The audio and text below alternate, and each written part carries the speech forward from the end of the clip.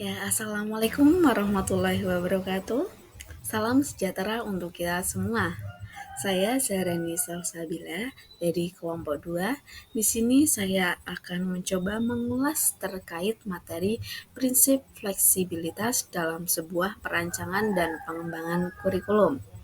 Ya, sebelum kita membahas pada materi, satu kata yang terlintas pada benak kita pasti kata fleksibilitas, yang dimana dari kata dasar fleksibel, yang dimana nantinya kita akan membahas sebuah keterbukaan, sikap kita untuk open minded, sikap adaptif kita terhadap sesuatu sesuai tujuan kita.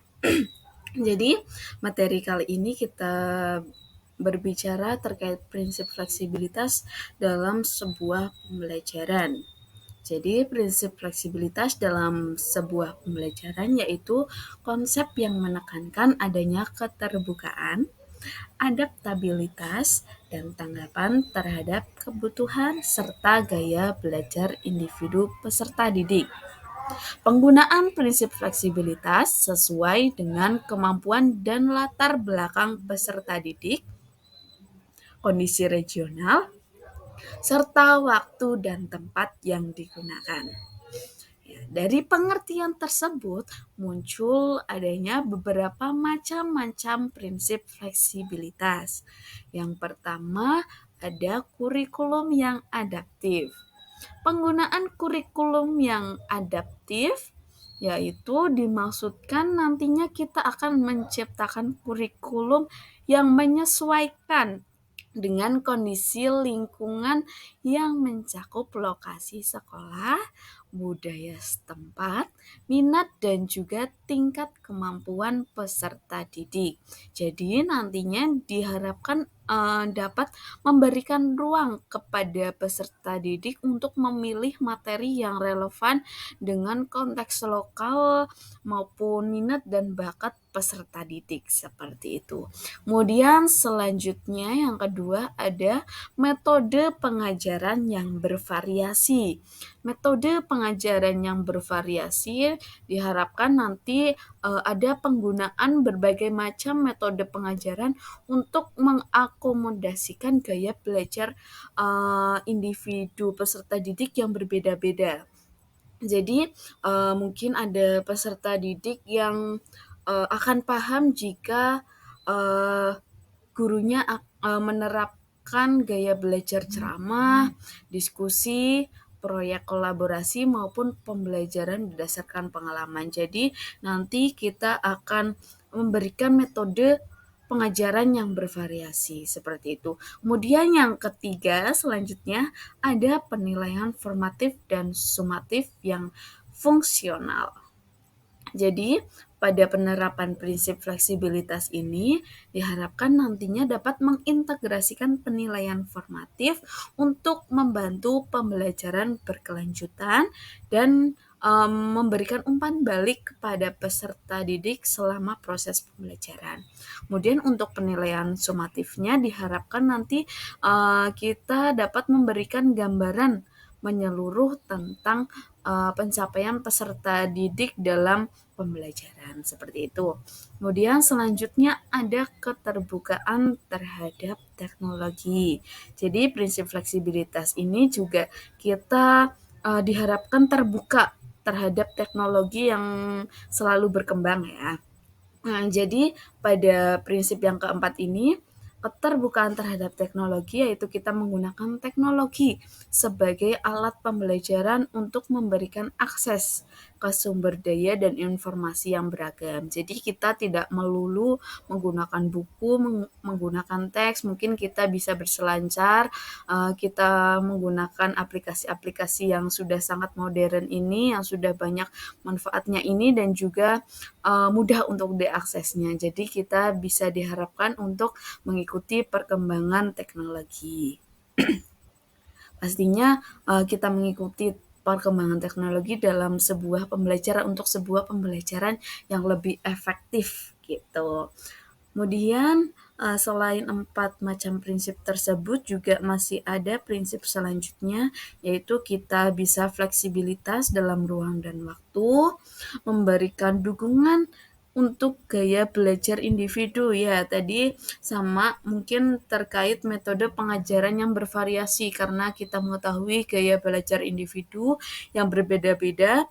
Jadi kita diharapkan kita memahami, kita mengakui dan juga menghormati perbedaan gaya belajar, kebutuhan dan minat peserta didik. Jadi kita memahami, kita menghormati perbedaan-perbedaan gaya belajar tersebut, kemudian kita juga menyediakan strategi pembelajaran dan juga sumber daya, kita memberikan yang mendukung untuk sebuah keragaman gaya belajar tersebut.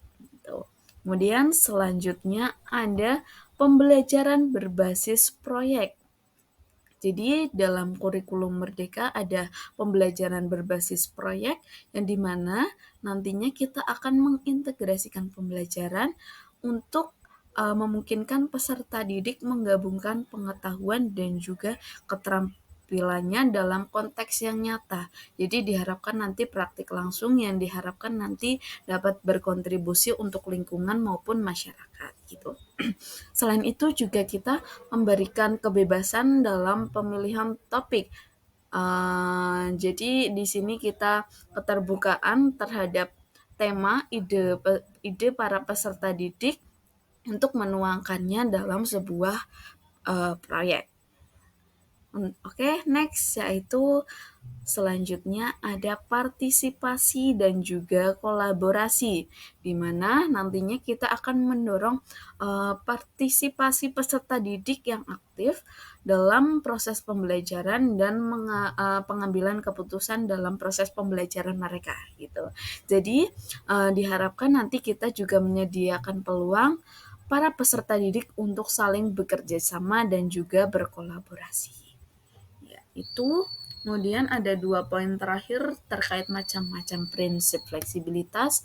Yang ke-9 ya, ada pengembangan keterampilan abad ke-21 ya. Tadi berkesinambungan dengan keterbukaan terhadap teknologi yang dimana kita nantinya akan menyertakan pengembangan keterampilan abad ke-21 seperti kreativitas peserta didik, kita menyediakan kolaborasi, kita memicu peserta didik untuk melakukan komunikasi yang lebih aktif dan juga mendorong peserta didik untuk melakukan pemecahan masalah dalam sebuah desain pembelajaran seperti itu. Kemudian selain itu untuk dapat mengintegrasikan proyek dan juga tugas yang mempromosikan pengembangan keterampilan ini.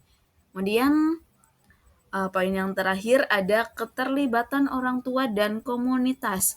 Jadi dalam prinsip fleksibilitas ini melibatkan orang tua yang diharapkan nanti ada sebuah komunikasi antara sekolah, peserta didik, dan juga orang tua. Untuk keterlibatan komunitas mungkin nantinya kita bisa memanfaatkan sumber daya dan pengetahuan dari salah satu atau beberapa komunitas dalam sebuah pembelajaran.